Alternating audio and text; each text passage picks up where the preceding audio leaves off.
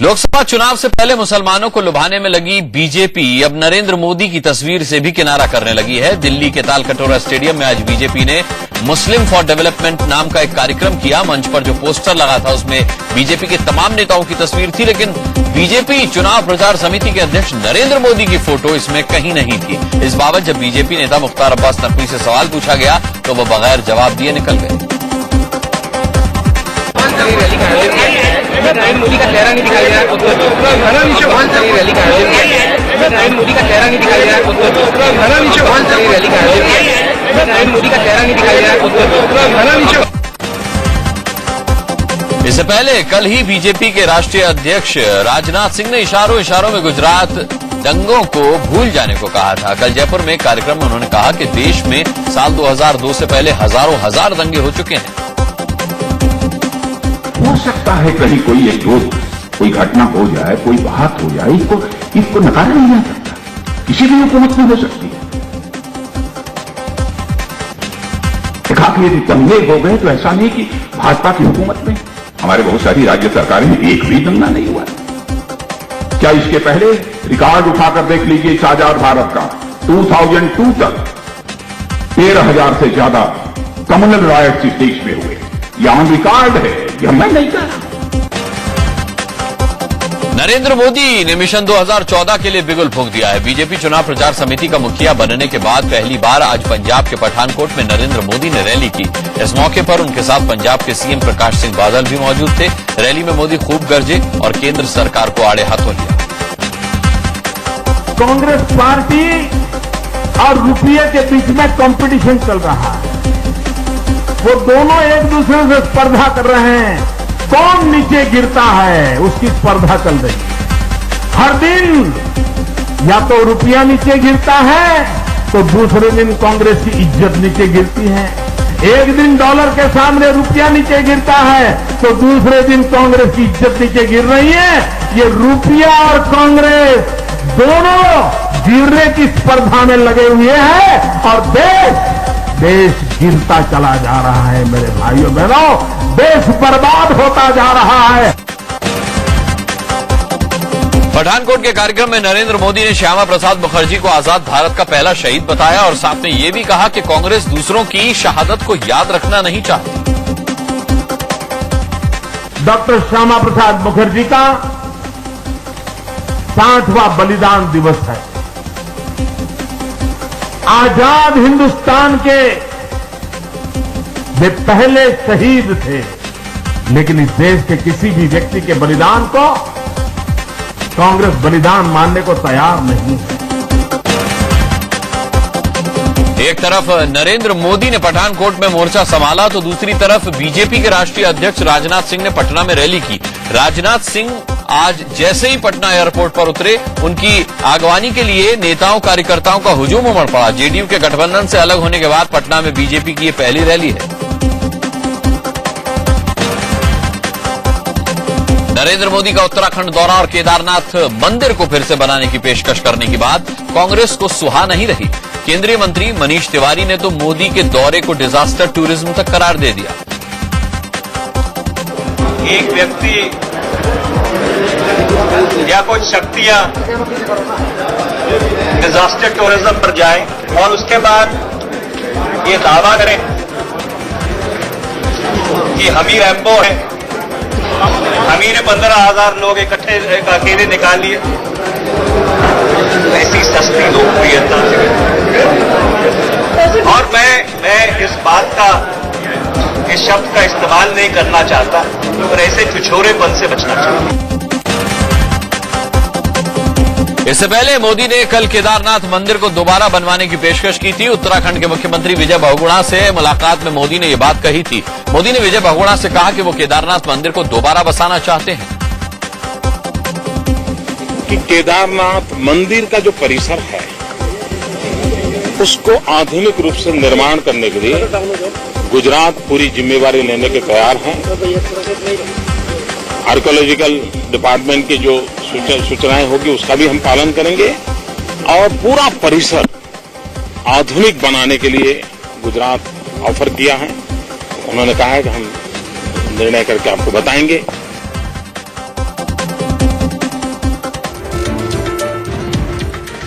कांग्रेस के वरिष्ठ नेता दिग्विजय सिंह ने ट्वीट करके नरेंद्र मोदी पर निशाना साधा है। दिग्विजय ने लिखा है कि उत्तराखंड में जिन लोगों को सेना और प्रशासन ने बचाया है उसका क्रेडिट लेने में मोदी जुटे हुए हैं। फेंकू फिर से अपने काम में जुटा है। यहां हम आपको बता दें कि कांग्रेस मोदी के लिए फेंकू शब्द का इस्तेमाल करती है। ट्विटर पर निशाना साधने के साथ साथ दिग्विजय सिंह ने नरेंद्र मोदी को जमकर कोसा भी। उन्होंने कहा कि इस त्रासदी पर कोई सियासत न की जाए।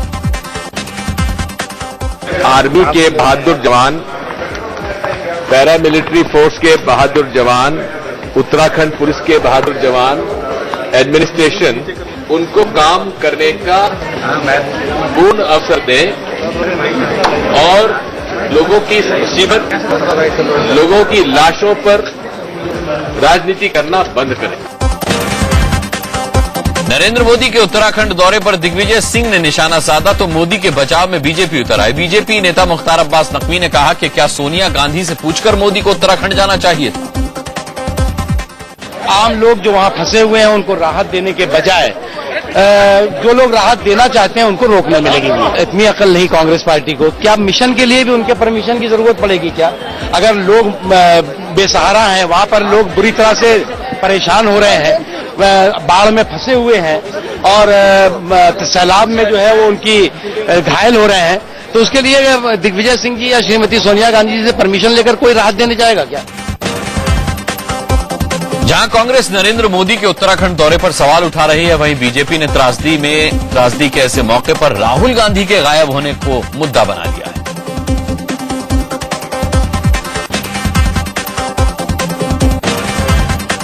कल नरेंद्र मोदी ने उत्तराखंड के बाढ़ प्रभावित इलाकों का हवाई सर्वे किया था। उत्तराखंड से पठानकोट पहुंचे मोदी ने एक रैली के दौरान भी उत्तराखंड की त्रासदी का जिक्र किया और कहा कि सबको मिलकर इस त्रासदी से निपटना होगा। उत्तराखंड का ये संकट इतना भयानक है, हजारों यात्री जिन्होंने अपने जान गंवाने पड़े हैं,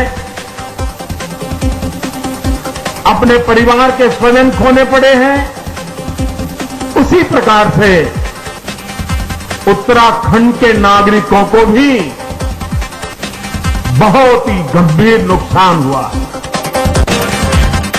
उत्तराखंड में सैलाब के बाद फंसे हुए लोगों को निकालने का काम आज भी युद्ध स्तर पर जारी है। हालांकि इसमें मौसम की वजह से थोड़ी रुकावट भी आई है। आज कई इलाकों में मौसम आंख मिचौली कर रहा है। कई जगह बादल और हल्की बारिश की वजह से विमानों और चॉपर की आवाजाही में मुश्किलें आई, लेकिन जहां मौसम साफ है वहां से लोगों को निकालने का काम किया जा रहा है। हालांकि मौसम विभाग ने सोमवार को भारी बारिश की आशंका जाहिर की है। मौसम विभाग ने चेतावनी दी है कि अगले 24 घंटे में प्रदेश के अलग अलग हिस्सों में तेज बारिश होगी। अभी जिन इलाकों में बारिश हो रही है उनमें देहरादून, चमोली, उत्तरकाशी, पिथौरागढ़, बागेश्वर, नैनीताल और चंपावत शामिल हैं। कल बारिश का ये सिलसिला तेज हो सकता है। बारिश और धुंध के चलते सेना को बचाव और राहत कार्य में परेशानी आ रही है। रुद्रप्रयाग, चमोली, उत्तरकाशी में अभी भी तीर्थयात्री फंसे हुए हैं। खराब मौसम की वजह से हरसिल, गौचर, बद्रीनाथ में फंसे लोगों को सुरक्षित निकालने के लिए आज हेलीकॉप्टर ने उड़ान नहीं भरी। उत्तराखंड में अभी भी 20,000 से ज्यादा लोग फंसे हैं। अकेले बद्रीनाथ में 10,000 से ज्यादा श्रद्धालु फंसे हैं। वायुसेना का ध्यान अब बद्रीनाथ पर जा टिका है। उसकी कोशिश है कि बद्रीनाथ में फंसे लोगों को जल्द से जल्द सुरक्षित निकाल लिया जाए। मौसम खराब होने से पहले प्रभावित इलाकों में फंसी 5 महिलाओं को एक हेलीकॉप्टर के जरिए निकालकर सेना के जवानों ने सुरक्षित सहस्त्रधारा एयरबेस तक पहुंचाया, जहां इनकी प्राथमिक चिकित्सा की गई। उत्तराखंड में राहत और बचाव दल रेस्क्यू ऑपरेशन में जुटे हैं। रेस्क्यू ऑपरेशन की ताजा तस्वीरें जारी की गई हैं, जिनमें साफ देखा जा सकता है कि सेना के जवान हेलीकॉप्टर से लोगों को सुरक्षित ला रहे हैं। उत्तरकाशी के गंगोत्री और यमुनोत्री धाम में अभी भी हजारों की संख्या में यात्री फंसे हैं। सेना के जवान मुस्तैदी से उन्हें निकालने में जुटे हैं, लेकिन कुछ बुजुर्ग ऐसे भी हैं जो अपने दम पर मौत को मात देकर सामने आ रहे हैं। भूखे प्यासे होने के बाद भी ये मौत से लड़कर जिंदगी की जंग जीतकर जंगलों से निकले हैं। तस्वीरें ऐसे लोगों के हौसलों की कहानी खुद बयां कर रही हैं। उत्तरकाशी में तबाही की नई तस्वीरें सामने आई हैं। कैसे बड़ी संख्या में गाड़ियां मलबे के ढेर में तब्दील हो गई हैं, आप देख सकते हैं। कई मकानों में नदियों का मलबा घुसा हुआ है और लोग खुद ही सफाई के काम में जुट गए। उत्तराखंड के तवा घाट इलाके से भी सेना के रेस्क्यू की नई तस्वीरें सामने आई हैं, जिनमें साफ देखा जा सकता है कि कैसे सेना के जवान अपनी जान पर खेलकर फंसे हुए लोगों को सुरक्षित निकाल रहे हैं। उत्तराखंड त्रासदी में मरने वालों का आंकड़ा 1000 पार कर गया है। सूबे के मुख्यमंत्री विजय बहुगुणा ने मारे गए लोगों की आत्मा की शांति के लिए महायज्ञ कराने की बात कही। मृतकों की संख्या निश्चित तौर पे 550 से बहुत ज्यादा है, 1000 के आसपास भी हो सकती कि जिस दिन घटना घटी उसके 12वें दिन या 13वें दिन जो भी दिन होता है, एक शांति के लिए आत्मा की और जो मृत्यु हो गई है दिवंगत आत्माओं की शांति के लिए एक महायज्ञ हरिद्वार में किया जाएगा। उत्तराखंड में आई त्रासदी को देखते हुए राष्ट्रपति प्रणब मुखर्जी ने अपनी 1 महीने के वेतन दान करने का फैसला किया है। राष्ट्रपति ने अधिकारियों से कहा है कि उनके मासिक वेतन का 1.5 लाख रुपए उत्तराखंड सीएम के रिलीफ फंड में भेज दिए जाएं। हरियाणा के मुख्यमंत्री भूपेंद्र सिंह हुड्डा ने उत्तराखंड के सीएम विजय बहुगुणा से मुलाकात करके हर संभव मदद का भरोसा दिलाया है। हुड्डा सरकार ने पीड़ितों की मदद के लिए देहरादून और चंडीगढ़ में कंट्रोल रूम बनाए हैं। तबाही के बाद केदारनाथ घाटी की सबसे ताजा तस्वीर इंडिया न्यूज के कैमरे में कैद है। तबाही में केदारनाथ धाम के आसपास का पूरा इलाका तहस-नहस हो गया है। सिर्फ मंदिर बचा है और मंदिर के सामने बनी नंदी की मूर्ति। अभी भी कई सारे शव मंदिर के पास ही पड़े हैं। केदार घाटी में रेस्क्यू ऑपरेशन की भी ताजा तस्वीरें सामने आई हैं। आर्मी और आईटीबीपी की टीम ने फंसे कई लोगों को प्रभावित इलाकों से निकालकर सुरक्षित ठिकानों तक पहुंचाया है। यहां अलग अलग इलाकों में अभी भी 20,000 से ज्यादा लोग फंसे हैं। केदार घाटी में फंसे कई लोगों को सुरक्षित निकाल लिया गया है, लेकिन उत्तराखंड गए पूर्वी दिल्ली के एक परिवार के 11 सदस्य अब भी लापता हैं। ये लोग 7 जून को 4 धाम की यात्रा पर निकले थे, लेकिन 15 जून के बाद इन लोगों से कोई संपर्क नहीं हो सका।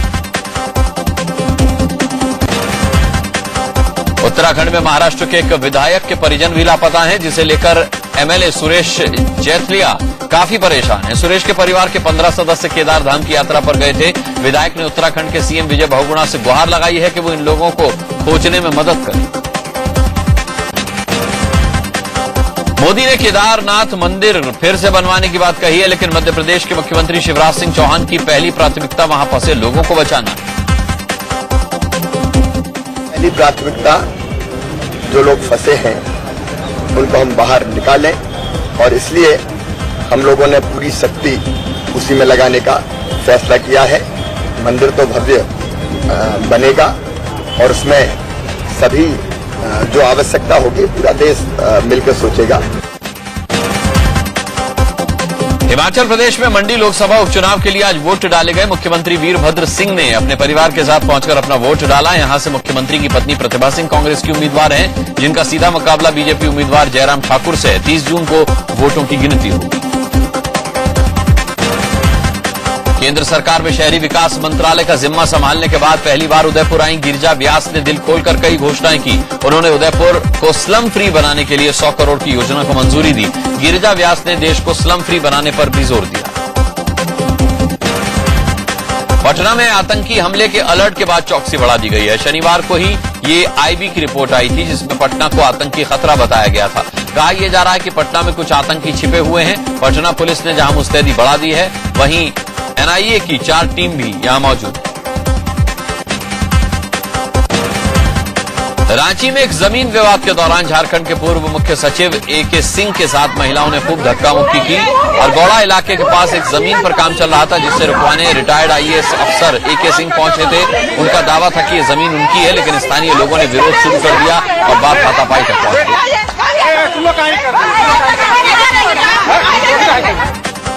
राजस्थान के जोधपुर में एक ही परिवार के 4 सदस्यों सहित 5 लोगों की हत्या का सनसनीखेज मामला सामने आया है। मरने वालों में एक 1.5 साल का बच्चा भी शामिल है। ये वारदात महादेव नगर इलाके में हुई। मौके पर पहुंची राजस्थान के जोधपुर में एक ही परिवार के 4 सदस्यों सहित 5 लोगों की हत्या का सनसनीखेज मामला सामने आया है। मरने वालों में एक 1.5 साल का बच्चा भी शामिल है। ये वारदात महादेव नगर इलाके में हुई। मौके पर पहुंची पुलिस को लाशों के बीच 12 साल की एक बच्ची घायल हालत में मिली, जिसे अस्पताल में भर्ती करा दिया गया। ओडिशा की राजधानी में हत्या की एक खौफनाक वारदात सामने आई है। आर्मी से रिटायर्ड एक डॉक्टर पर अपनी पत्नी की हत्या करके शव के 300 टुकड़े करने का आरोप लगा है। पुलिस ने आरोपी सोमनाथ परिदा को गिरफ्तार कर लिया है। हत्या की वारदात 2 दिन पहले की बताई जा रही है। जब एक रिश्तेदार परिदा के घर पहुंचा तो फिर वारदात के बारे में पता चला। दिल्ली में क्राइम ब्रांच की टीम ने शातिर बदमाशों के गिरोह के 5 सदस्यों को गिरफ्तार किया है। सभी बदमाश सोनीपत के रहने वाले हैं और इन्होंने दिल्ली एनसीआर में कई वारदातों को अंजाम दिया था। इन लोगों को उस समय गिरफ्तार किया गया जब ये किसी नई वारदात को अंजाम देने की फिराक में थे।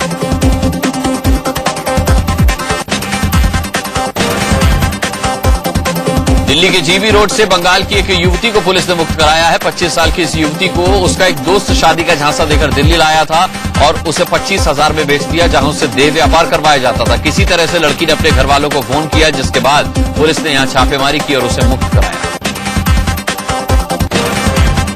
गाजियाबाद के साहिबाबाद इलाके में क्रिकेट मैच के दौरान टॉस को लेकर दोनों टीमों के बीच विवाद हो गया। विवाद के दौरान ही फायरिंग शुरू हो गई, जिसमें 2 लोग गंभीर रूप से घायल हो गए। पुलिस मामले की जांच में जुट गई। शामली जिले से काटकर मुजफ्फरनगर जिले का हिस्सा बनाए गए कांधला इलाके के सल्फा गांव के लोगों ने आज जमकर हंगामा किया। गांव में पोलियो ड्रॉप पिलाने गई टीम के सदस्यों को गांव वालों ने बंधक बना लिया। ये लोग सल्फा गांव के को वाश शामली का हिस्सा बनाए जाने की मांग कर रहे हैं। राजस्थान के बीकानेर में एक बाइक शोरूम में आग लगने से हड़कंप मच गया। शॉर्ट सर्किट के चलते शोरूम में आग लग गई। जैसे ही लोगों ने यहां से आग की लपटें उठते देखी, फौरन आग बुझाने का काम शुरू हो गया और शोरूम का शीशा तोड़कर यहां रखी गई मोटरसाइकिल निकाल ली। मध्य प्रदेश के देवास में के पास एक ट्रेन में बदमाशों ने जमकर लूटपाट मचाई। इंदौर से गांधीनगर जाने वाली शांति एक्सप्रेस सिग्नल फेल होने की वजह से बरलाई के पास रुकी हुई थी। तभी अपराधियों ने ट्रेन पर धावा बोल दिया और S1 बोगी में घुसकर कई यात्रियों के साथ लूटपाट की।